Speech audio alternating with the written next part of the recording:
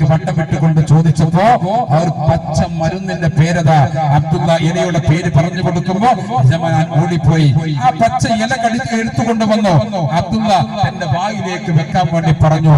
ആ ഇല കടിച്ച് അതിന്റെ നീരിങ്ങനെ ഉള്ളിലേക്ക് അങ്ങോട്ട് ഇറക്കിയപ്പോ അത്ഭുതമെന്ന് പറയട്ടെ, അള്ളാഹുവിന്റെ ആരിഫായ ആ മനുഷ്യനത തന്റെ തളർന്നു പോയിരിക്കുന്നതായ അവരടിച്ചിടിച്ച് ഒരു ഭാഗത്തേക്ക് മാറ്റിയിട്ട ആ ശരീരം പതുക്കിയതാ ഒരു പുനർജീവനത്തോടുകൂടെ ഉഷാറോടുകൂടെ പതുക്കെ എഴുന്നേറ്റ് വരികയാണ്. ഈ സമയത്ത് അബ്ദുള്ള പറഞ്ഞു, സബിതയെ അടിക്കരുത്. അതെന്താണ് അടിക്കരുത് എന്ന് പറയാൻ കാരണം അത് മറ്റൊന്നുമല്ല, കൂടി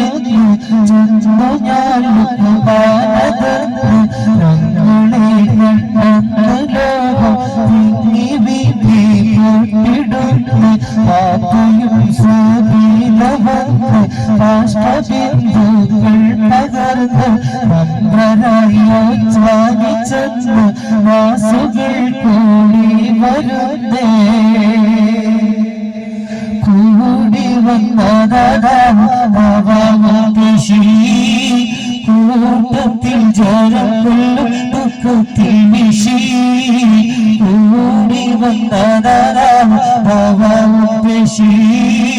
കൂട്ടത്തിൽ ജനങ്ങളും സുഖത്തിൽ വിഷി ദീപിടക്ക് സബീതയിലോതി ദീപിയിൽ പങ്കത സംഗതമോതി ദീനിതർ ചൊല്ലൊലി ദീപിയിലേക്ക്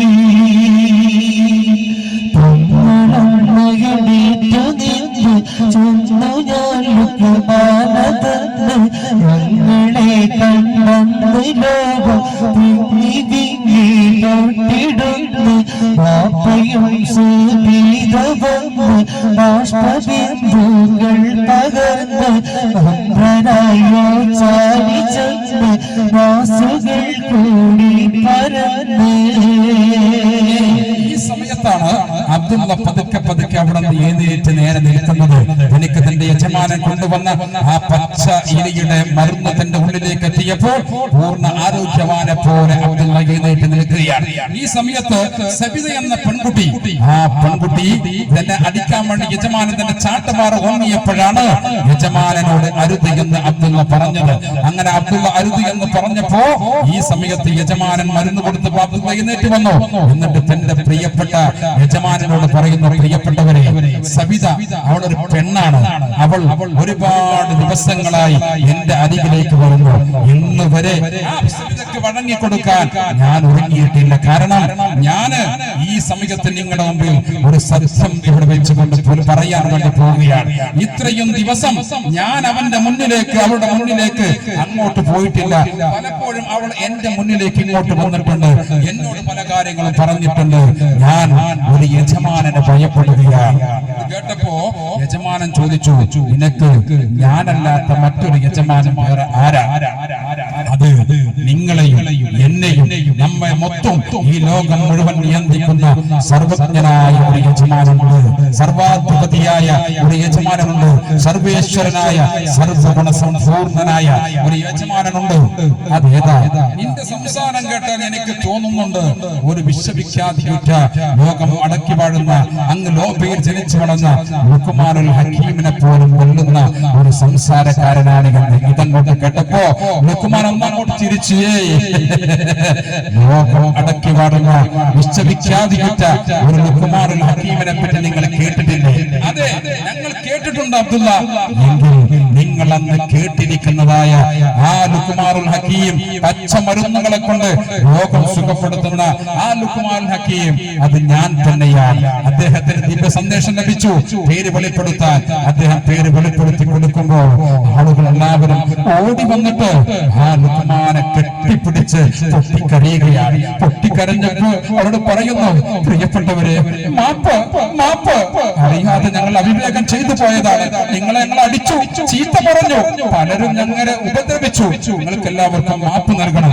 ഇത് കേട്ടപ്പോ ലുക്മാൻ പറഞ്ഞു, മാപ്പ് നൽകുന്നവൻ യജമാനനായ റബ്ബ്, ഞാൻ അവന്റെ ഒരു അടിമയാണ്. അതുകൊണ്ട് പടച്ച റബ്ബ് നമുക്ക് എല്ലാവർക്കും അറിവില്ലായ്മ കൊണ്ട് സംഭവിച്ചതിന് മാപ്പ് നൽകട്ടെ എന്ന് പ്രാർത്ഥിച്ചപ്പോ അബ്ദുള്ള തന്റെ യജമാനോട് ചോദ്യം ചോദിച്ചു, പ്രിയപ്പെട്ടവരെ, ഞാൻ നിങ്ങളോട് കാര്യം ചോദിക്കുകയാണ്.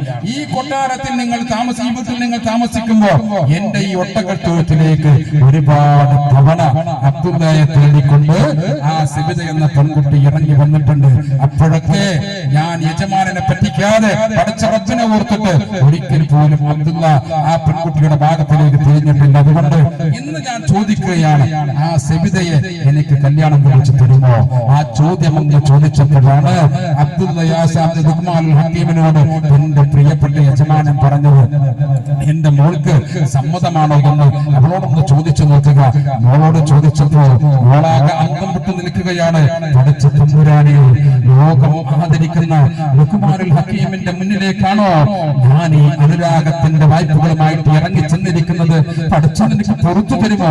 ആകെ പേടിച്ചുകൊണ്ടിരിക്കുമ്പോ പിതാവ് ചോദിച്ചു, മോളെ, നിനക്ക് സമ്മതമാണോ ഇവനെ കല്യാണം കഴിക്കാൻ?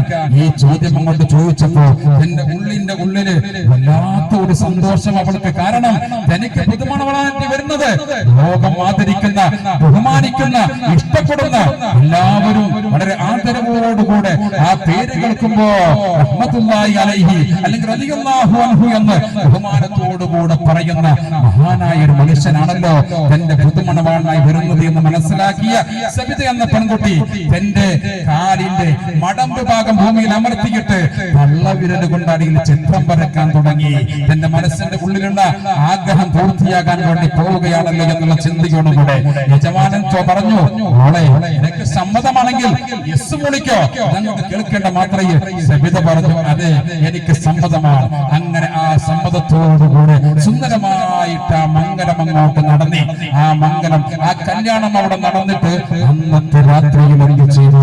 അബ്ദുള്ള ഒരു നിബന്ധന വെച്ചു. എന്താ നിബന്ധന? ഈ കാണുന്നതായ ഒട്ടകത്തിന്റെ തൊഴുത്തിലേക്ക് എത്രയോ തവണ എന്നെ തേടിയിട്ട് ഈ സബിത എന്ന പെൺകുട്ടി വന്നിട്ടുണ്ട്. അതുകൊണ്ട് ഞങ്ങളുടെ ആദ്യ രാത്രിയുടെ മണിയറ, ഞങ്ങൾക്ക് വേണ്ടി ഒരുക്കിയിരിക്കുന്ന മണിയറ ഈ ഒട്ടകത്തോട് തന്നെ ആകട്ടെ. എല്ലാവരും പോയിക്കോ, ഞങ്ങളായി, ഞങ്ങളുടെ മണിയറയായി നിങ്ങൾക്കെല്ലാം പിന്തിരിഞ്ഞു പോകാം എന്ന വാക്കങ്ങോട്ട് പറഞ്ഞുകൊണ്ട് അവരങ്ങോട്ട് പിന്തിരിഞ്ഞപ്പോ ഒരുപാട് പ്രയാസങ്ങളും പ്രതിസന്ധികളും വന്നപ്പോഴൊക്കെ ആ മണൽക്കാട്ടിൽ വെച്ചുകൊണ്ട് പൊട്ടിക്കരഞ്ഞതായ അബ്ദുള്ളയുടെ ആ മണൽക്കാട്ടിലെ രോദനം, ആ മണൽക്കാട്ടിലെ രോദനം സർവ്വസംരക്ഷകനായ അല്ലാഹു കേട്ടു. അതിന്റെ ഫലമാണ് അവിടെ നടന്നത്, മണൽക്കാട്ടിലെ രോദനം. ചരിത്രകഥയ്ക്ക് തൽക്കാലം ഞങ്ങളിവിടെ വിരാമം കുറിക്കുന്നു. നീണ്ട ചരിത്രമാണ്. അവിടെ വലിയ ഒരു പർമ്മശാല, വലിയൊരു വൈദ്യത്തിന്റെ വലിയ ഒരു ചികിത്സാ കേന്ദ്രം തന്നെ ലുക്മാനുൽ ഹക്കീം അവിടെ തുടങ്ങി. അവിടേക്ക് ജനങ്ങൾ ലോകത്തിന്റെ പല ഭാഗങ്ങളിൽ നിന്നും ഒഴുകി അവിടേക്ക് എത്തി എന്ന നീണ്ട ചരിത്രം വേറെയുണ്ട്. അങ്ങോട്ട് ഞങ്ങൾ പ്രവേശിക്കുന്നില്ല പ്രിയപ്പെട്ടവരെ. അങ്ങനെ ലോകത്ത് ഇന്ന് കാണുന്ന ആധുനിക വൈദ്യശാസ്ത്രത്തിന്റെ ആയുർവേദിക് മരുന്നിന്റെ ആ തുടക്കം കുറിച്ചത് ഇദ്ദേഹമാണ് എന്ന് ചരിത്രം പറയുന്നു. അതല്ല, യുനാനി മരുന്നിന്റെ തുടക്കം കുറിച്ചതും ഇദ്ദേഹത്തിൽ നിന്നാണ് എന്ന് ചരിത്രം പറയുന്നുണ്ട്. അല്ലാഹു അവരുടെയൊക്കെ ബർക്കത്ത് കൊണ്ട് നമ്മുടെ രോഗങ്ങൾക്ക് പരിപൂർണ്ണ ശിഫ നൽകുമാറാവട്ടെ, നമ്മുടെ കുടുംബത്തിൽ സന്തോഷം നൽകട്ടെ, നമ്മുടെ പ്രയാസങ്ങളൊക്കെ നീങ്ങിത്തരുമാറാവട്ടെ എന്ന് ആത്മാർത്ഥമായി പ്രാർത്ഥിച്ചുകൊണ്ട് ഇൻഷാ അല്ലാഹ് ഞങ്ങളുടെ പദക്ക് ഞങ്ങൾ തിരശ്ശീല വീഴ്ത്തുകയാണ്. പടച്ച റബ്ബ് ഇതിനു വേണ്ടി സഹായിച്ച മുഴുവൻ ആളുകളെയും സഹായിക്കുമാറാവട്ടെ. ഈ സംരംഭത്തിൽ ഇവിടെ ഒരുമിച്ച് കൂടിയ മുഴുവൻ ആളുകൾക്കും ഞങ്ങളുടെ പ്രിയപ്പെട്ട പ്രാർത്ഥന എല്ലാ സമയത്തും എല്ലാ വേദിയിലും ഉണ്ടാകും ഇൻഷാ അല്ലാഹ്. ഞങ്ങളുടെ അടുത്ത വേദി തൊട്ടടുത്തുള്ള വണ്ടൂർ പള്ളിക്കുന്നിലാണ്. അത് കഴിഞ്ഞാൽ നമ്മുടെ തൊട്ടടുത്ത പ്രദേശമായ പുതുപ്പറമ്പിലെ ഒരു 3 ദിവസത്തെ പ്രോഗ്രാം നടക്കുന്നുണ്ട്. ഞങ്ങളെല്ലാവരും ഞങ്ങളുടെ സദസ്സിന് വേണ്ടി, അദ്ദേഹത്തിന് വേണ്ടി പ്രാർത്ഥിക്കണമെന്ന് നിങ്ങൾ ഓർമ്മപ്പെടുത്തിക്കൊണ്ട് ഇൻഷാ അല്ലാഹ് തൽക്കാലം വിട ചോദിക്കുകയാണ്. ഈ പരിപാടിക്ക് വേണ്ടി ഞങ്ങൾക്ക് വളരെ റാഹത്തോടുകൂടെ ലൈറ്റ് ആൻഡ് സൗണ്ട് സൗകര്യം ഒരുക്കി തന്നിരിക്കുന്ന ഞങ്ങളുടെ പ്രിയപ്പെട്ട മദീന ലൈറ്റ് ആൻഡ് സൗണ്ട്സിന്റെ പ്രിയപ്പെട്ട ബാപ്പുട്ടിക്ക അല്ലാഹു തആല ബർക്കത്തിൽ ബിസിനസ്സിൽ ബർക്കത്ത് പ്രദാനം ചെയ്യുമാറാവട്ടെ. അതുപോലെ ഞങ്ങളുടെ പ്രിയപ്പെട്ട സുഹൃത്ത് വർഷങ്ങളായിട്ട് ഞങ്ങളുടെ കൂടെയുള്ള ആരിഫ് എന്ന നമ്മുടെ ഓപ്പറേറ്റർ കരുവാരക്കുണ്ടുകാരനാണ്. പടച്ചറബ് അദ്ദേഹത്തിന്റെ ബിസിനസ്സിൽ ബർക്കത്ത് പ്രദാനം ചെയ്യട്ടെ, കുടുംബത്തിന് സന്തോഷം നൽകട്ടെ. ആമീൻ. പ്രാർത്ഥനകളൊപ്പം നന്ദിയും കടപ്പാടും അറിയിക്കുന്നു. ഇൻഷാ അല്ലാഹ് കുറച്ച് സാധനം ഇവിടെ ലേലം ചെയ്യാനുണ്ട്, ലിസ്റ്റ് വായിക്കാനുണ്ട്, പ്രാർത്ഥനയുമുണ്ട്. അത് കഴിഞ്ഞിട്ട് എല്ലാവരും പിരിഞ്ഞു പോകാവൂ. നമ്മുടെ പരിപാടിയുടെ ഏറ്റവും പ്രധാനപ്പെട്ടത് പ്രാർത്ഥനയാണ്. മഹാന്മാരുടെ മധുകൾ പറഞ്ഞ വേദിയിൽ പ്രാർത്ഥിക്കുമ്പോൾ ഉത്തരം ലഭിക്കും. നിങ്ങൾ എല്ലാവരും പ്രാർത്ഥന കൂടെ കഴിഞ്ഞിട്ട് വളരെ പെട്ടെന്ന് തന്നെ നമുക്ക് അവസാനിപ്പിക്കാം. അല്ലാഹു തആല അനുഗ്രഹിക്കുമാറാവട്ടെ. ലേലം പിടിക്കാൻ വേണ്ടി തൽക്കാലം വേദി ഒഴിയുന്നു.